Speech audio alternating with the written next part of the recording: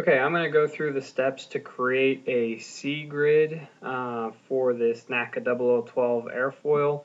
I'm going to choose to do an H-type topology as opposed to an extrusion. Maybe I'll save that for another video. So the first thing I'm going to do is you see we've got the NACA 0012 geometry sitting here, the database curves. I'm going to put some connectors on these curves. We're going to modify the distribution of points on those connectors and then build up the rest of the topology. And I'm going to get you pretty much all the way there. And if you want to modify the distribution on the resulting connectors, I can show you how to do that. Okay, so the first thing I'm going to do is I'm going to make it a little bit easier. I'm going to make all my connectors have the same dimension, meaning they're all going to have the same number of points. So to do that, I'm going to change the default dimension to 50. So now any connector that I create from here on out is going to have 50 points on it. Okay? So I'm going to grab the database entities, just did a Control A to select all. Now I'm not going to talk too much about this mask panel. Again, this just does targeted selection, so checking the database mask means I can only select database entities. I'm going to go back and forth to that panel quite a bit. Okay? All right, so I've got my database entities selected. I'm going to put connectors on them by pushing the toolbar button, connectors on database entities. It's automatically going to create a single connector for each entity. In this case, it's created two connectors, one on the upper surface and one on the lower surface. Okay, I'm just going to grab those connectors and I'm going to turn the points on, the display style to points on, so you can see the distribution of points along these connectors. Now, the leading edge needs to be resolved a little bit. It's pretty faceted. So the first thing I'm going to do is grab the spacings mask, the spacing constraints mask. I'm going to select the two spacings at the leading edge. And I'm going to change the value to 0.001. Okay. So now I've pulled points towards the leading edge to resolve that leading edge curvature. I'm going to do the same thing at the trailing edge. So I'm going to grab those spacing constraints and I'm just going to make it 0.01. Okay. All right, so I'm pretty happy with the distribution of points on my connectors. Now you can adjust those if you'd like. You can make the spacing tighter on the leading edge or coarser or what have you. This is kind of what I've chose to do for the demo. Okay. The next thing I'm going to do is I'm going to create my branch connector. Okay.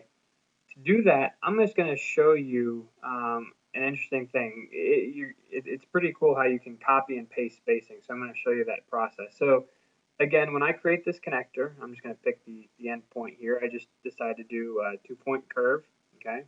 And I'm doing creating a connector from this point, and instead of picking a point in the display window, I'm going to go to an X location of 20.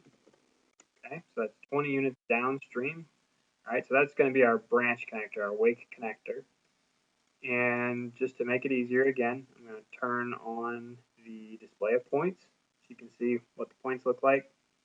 All right, so rather than just grab that spacing value, so ultimately what I want is I want the spacings to be the same at the trailing edge. Okay, for the upper and lower surface, they're the same, but this weight connector is a little bit larger. Okay, so instead of just grabbing this and entering 0.01, I'm going to show you something pretty cool. So if I select one of these spacing constraints and copy that spacing, so edit, copy, and click on this guy, I can go edit, paste spacing. It'll automatically paste that spacing value to that connector. So what's interesting though is if you select multiple spacing constraints, if you do the copy, it's actually going to average them. So that's pretty nice if you want to quickly get all the spacing values in a kind of this node junction to be the same. You could basically grab all the connector or all the spacing constraints there, do a copy, and then paste spacing, and it'll kind of paste the average to all of those. So again, just something pretty handy so you don't have to type a value all the time. Okay. All right, so everything is pretty much set. I'm just going to leave the other end unspecified. That spacing is kind of backed out of the distribution function along this connector, which is a hyperbolic tangent, and then that spacing value that I specified. All right, so for the rest of this, I'm just going to create my topology. Now, I'm going to do something else in the defaults panel. Actually, what I'm going to do is I'm going to set the beginning delta S to my boundary layer spacing, okay, which is 1e to the negative 5, okay. I'm going to do this for the creation of these next few connectors. So why would I go do this? Well, basically when I create these connectors, okay, I'm going to create it from here, okay, up to, the extent of my far field, which I'm going to give a y of 10. Okay, so same x and z value, just a y of 10. And I'm going to do the same thing from here to minus 10. Okay, if I grab those connectors, I'll show you exactly what's kind of happened here. This was my start point when I drew those connectors. In my defaults panel, I said, okay, I want all the connectors I create to have a dimension of 50, so they all have 50 points, but I also said I want the distribution to be such that the beginning spacing is 1e to the negative 5, which is going to be my boundary layer spacing. So if you imagine what our topology is going to look like, is we're going to have a H grid here, and it's going to wrap around. Okay, we're going to have kind of a grid in the front and then an H grid here in the back. And so this is going to be basically controlling our boundary layer spacing. And so by picking that as my start point and drawing out, and with the defaults I have set, the distribution's already been specified. So I don't have anything to do, which is pretty nice. Okay, but I'll go and show you how to modify that later on if you're interested. Okay, so I'm going to basically do the same thing over here at the trailing edge.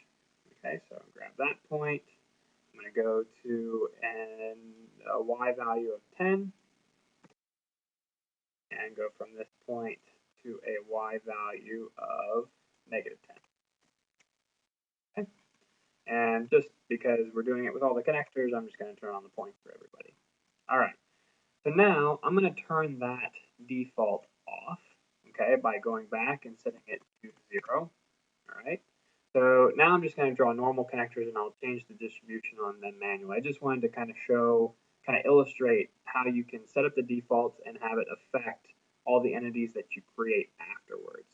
Okay, so that's kind of handy for these types of topologies. So I'm just turning off that beginning spacing, so now it's going to be unspecified, just an equal distribution of points along the connectors.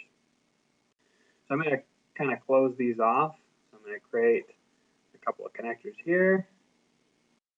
Right?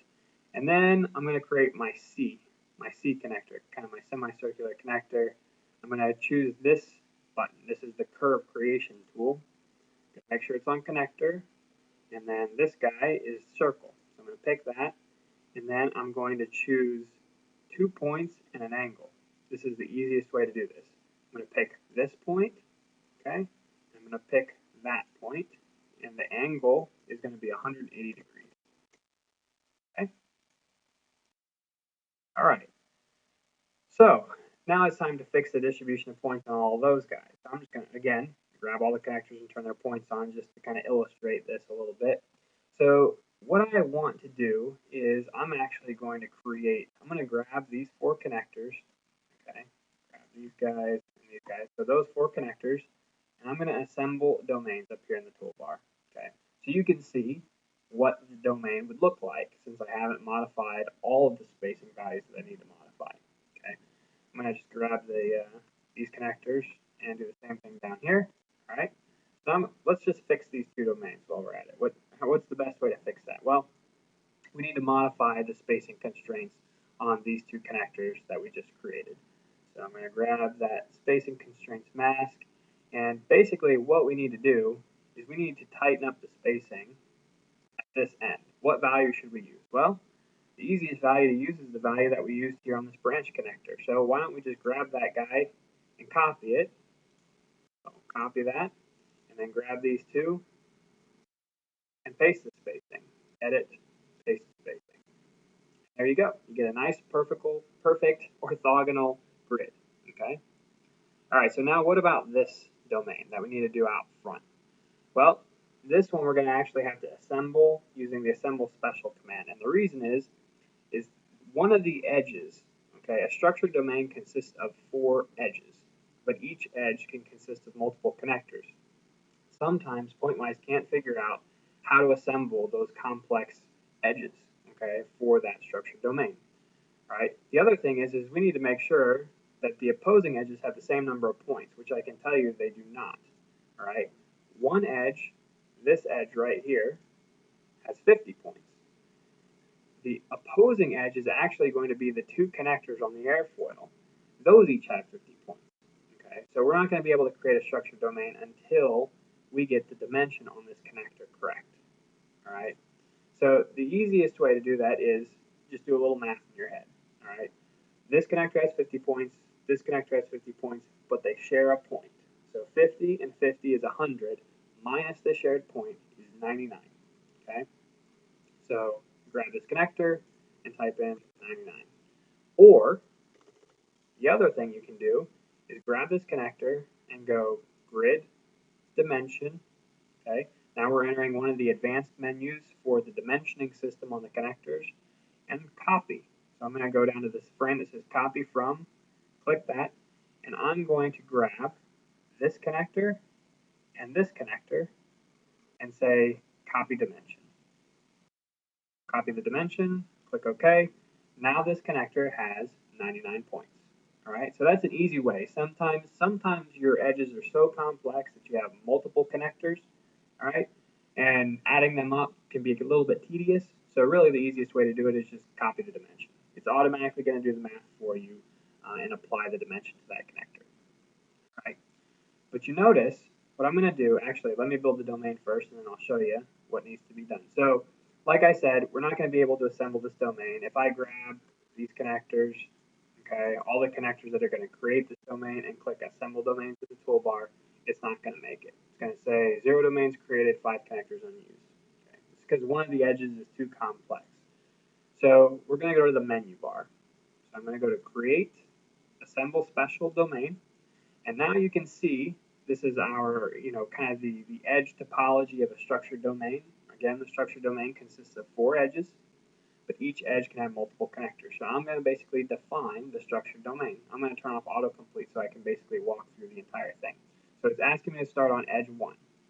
So I'm going to make this edge 1. All right, it's giving me an orientation. Let's say next edge. I'm going to pick this connector.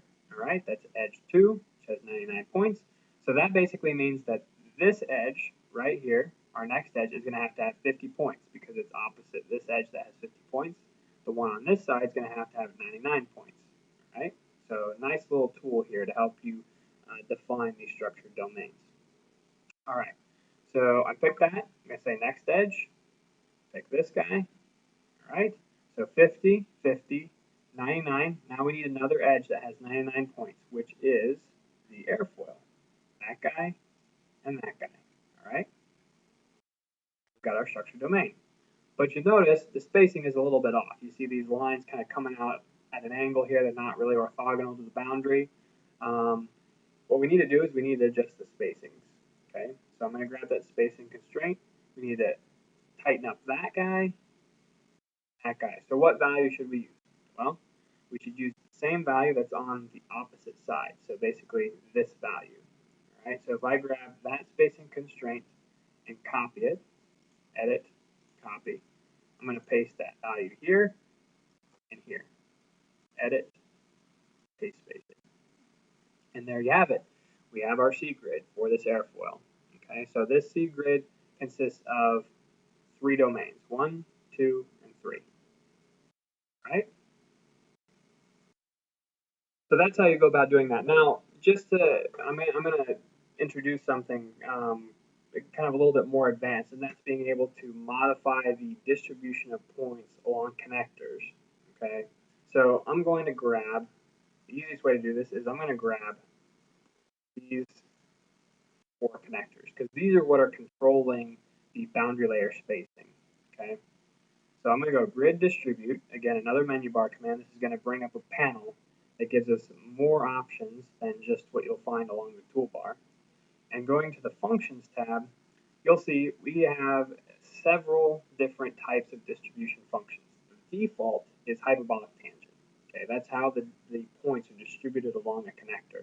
Now you can change the default again in the defaults panel, so you can see any connector we create is going to have a hyperbolic tangent distribution function. But you can change that, or you can change it after the fact. Okay, so for example, maybe you want to have a growth type distribution function. So you go to the growth checkbox, you can say, okay, how many layers you want, what's the growth rate, and things like that. Okay? So it's pretty handy, and I'll leave that as a kind of an exercise to the user to go and modify the distribution function along a connector. So really the last thing is setting up your boundary conditions. So, you'd pick your solver, let's just leave it as CGNS, and go to set boundary conditions. First thing you need to do actually is set it to 2D mode. Okay, so CAE set dimension 2D, and then CAE set boundary conditions, and you'd have like a boundary condition for the inlet. So we call that inlet. You can type inlet, right? You can change the type to inlet or something inflow, and you basically go through and set up the boundary conditions for the rest of the grid system, and then export it to the solver. And to export, basically you just grab all the domains and go File, Export, CAE, and you can export it to your solver. Okay, so that's how you create a C-grid and go and modify it if you'd like to do that. Right, so just zoom in here so you can kind of see what we have going on. Nice boundary layer mesh for our NACA 0012 airfoil.